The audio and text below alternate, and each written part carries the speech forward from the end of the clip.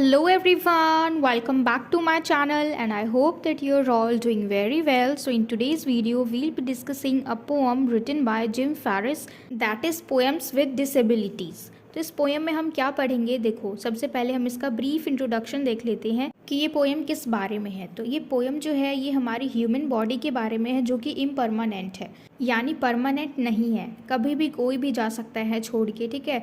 और जो पीपल हैं विद एबल बॉडीड, यानी उनका जो बॉडी पार्ट है वो सब कुछ परफेक्ट है और वो लोग इतने ज़्यादा कॉन्फिडेंट होते हैं अपने बॉडी के लिए और उन्हें लगता है कि वो कभी भी डिसेबिलिटी को एक्सपीरियंस नहीं करेंगे, उनकी ज़िंदगी में कभी ऐसा मोड नहीं आएगा कि वो डिसेबल होंगे, ठीक है। तो उनको ऐसा लगता है कि वो लोग बिल्कुल परफेक्ट हैं और उनकी पूरी ज़िंदगी इसी अच्छी बॉडी के साथ चलने वाली है। लेकिन जो हमारे पोइट हैं जिम फेरिस, वो क्या कहते हैं कि कोई भी इंसान डिसेबिलिटी को किसी भी वक्त एक्सपीरियंस कर सकता है, चाहे वो एक्सीडेंट के थ्रू, चाहे वो जेनेटिक्स के थ्रू, चाहे वो एज के थ्रू। तो डिसेबिलिटी लॉज के क्या इंपॉर्टेंस है हमारी लाइफ में, यानी जो लोग डिसेबल नहीं हैं उनके लिए भी, क्योंकि ये ज़रूरी नहीं है कि अगर उनकी बॉडी अच्छी है तो वो हमेशा ही अच्छी रहेगी, क्योंकि वो भी किसी भी वक्त डिसेबल हो सकते हैं। तो पोइट जो है वो सजेस्ट करते हैं कि सारे लोगों को इक्वल राइट्स देनी चाहिए, इक्वल अपॉर्चुनिटीज़ देनी चाहिए, जो डिसेबल्ड हैं वो भी और जो एबल बॉडीड हैं उनको भी।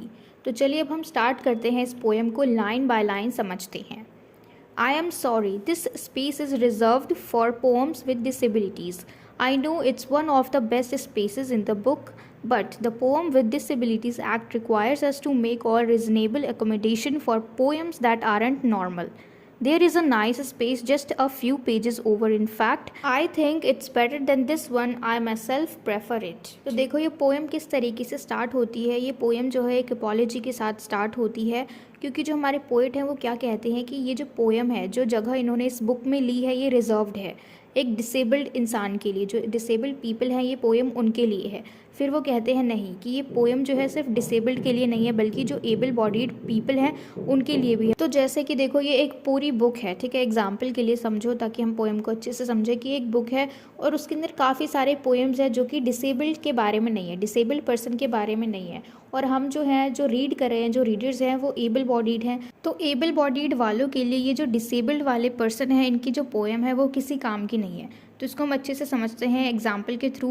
एक मान लो पार्किंग स्पेस है जहाँ पे लोग अपनी गाड़ी को खड़ी करते हैं, बाइक, स्कूटी, गाड़ी, कुछ भी, ठीक है। और वहीं दूसरी तरफ डिसेबल पर्सन के लिए है, ताकि वो लोग अपनी व्हीकल को खड़ी कर सके वहाँ पे, मतलब जो भी व्हील चेयर होती है या फिर कुछ भी होता है, उनका डंडा होता है, वो लोग कुछ भी रख सकते हैं। तो अगर कोई नॉर्मल इंसान है और वो लोग उनके पार्किंग स्पेस को देख के सोचता है कि वो तो हमारे लिए यूजलेस है, कि उनका पार्किंग स्पेस तो हम कभी यूज़ ही नहीं करेंगे, क्यों? क्योंकि वो डिसेबल्ड के लिए है और हम तो एबल पीपल हैं।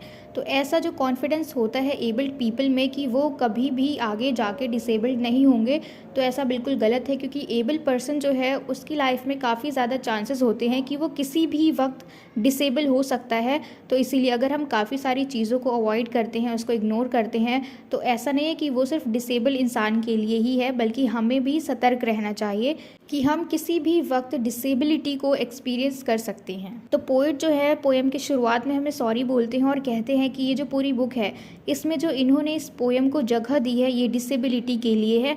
फिर वो कहते हैं कि अगर हम आगे पलट के देखेंगे इस पेज को तो वहाँ पे काफ़ी सारे पोएम्स हैं, लेकिन वो क्या प्रेफर करते हैं, इसी पोएम को प्रेफर करते हैं जो कि डिसेबिलिटी से रिलेटेड है।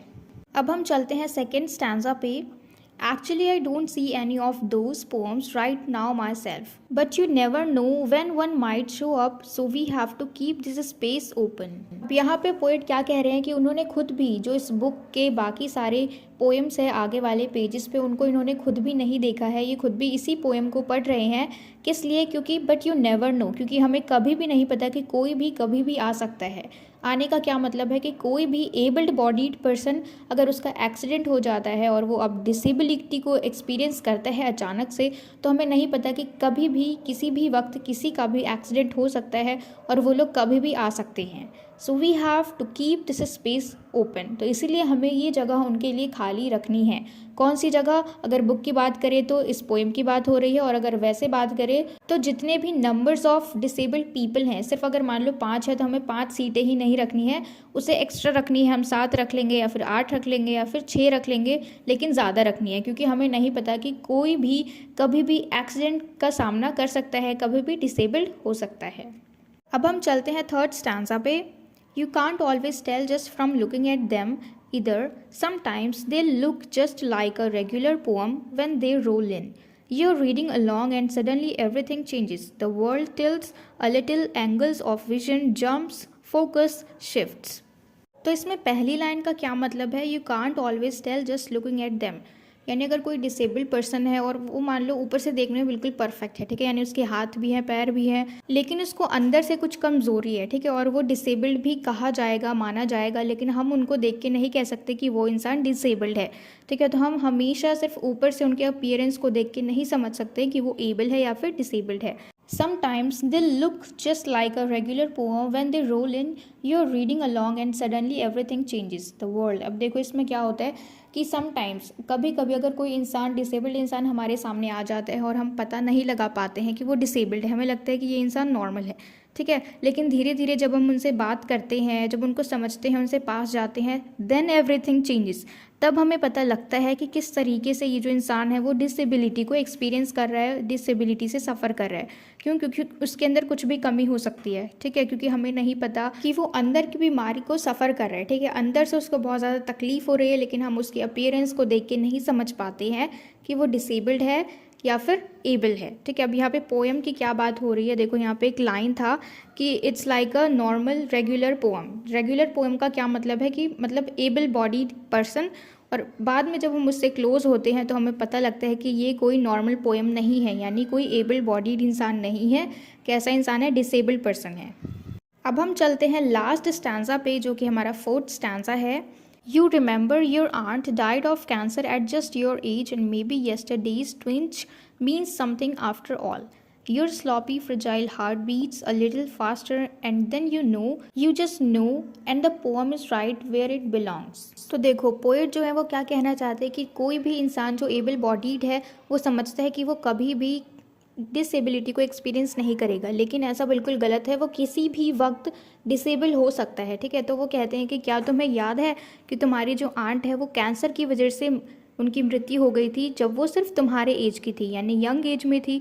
तो यंग एज में ही जो आंट है वो बीमार हो गई थी। तो वो कहते हैं कि तुमने नोटिस किया होगा कि तुम्हारा जो ये दिल है, your sloppy fragile heart beats a little faster, जो हमारा दिल है वो थोड़ा ज़ोर से धड़कता है, एंड देन तब हमें मालूम चलता है, क्योंकि तब हमें दर्द होता है, you just know the poem is right where it belongs. यानी देखो अब हमारे अंदर भी जो दिल धड़का, यानी हार्ट अटैक भी हो सकता है, वो दिल धड़कना एकदम तेज़ी से धड़का, उससे फिर हमें दर्द हुआ, फिर हमारी बॉडी में कुछ तो कमी आई ना, हमने उस चीज़ को एक्सपीरियंस किया कि हाँ भाई कुछ तो हुआ।